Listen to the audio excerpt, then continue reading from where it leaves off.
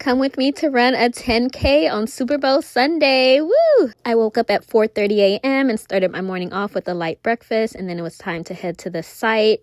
I went to check in and got my number, and then I got my swag bag. They basically just gave us a t-shirt. Went back to the car to pack my bag, just put my keys and my AirPods case in there. I had a couple pretzels just as a little snack before the run, and then it was time to head back to the site. The sun was finally starting to come up, so I did just a little light jog to warm up, and then it was time to put my number on. It took me a second to figure out how to put it on the best, but once I got it figured out, I was ready to go. So then it was time to head out to the start line. People were starting to arrive and line up. At this point, I was ready to get it over with. 48th annual Super Bowl 10K run. Let's hear it. They also do a costume contest, so there were some people in some fun outfits.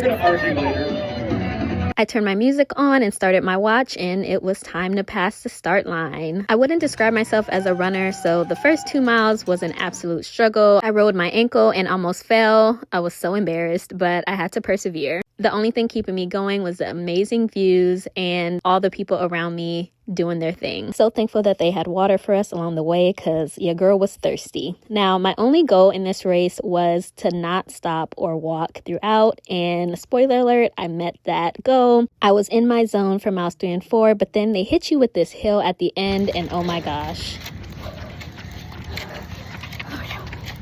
I made it up the hill. Almost done. At this point, I was so close to the finish. I knew I couldn't give up, so I just kept running, not worrying about anybody passing me. I was in my own zone, and the finish line was so close. It was so nice having people cheer me on as I crossed the finish line, and with that, I did it. We did it. I finished the 10K. And now it's time to eat, sleep, and do nothing for the rest of the day.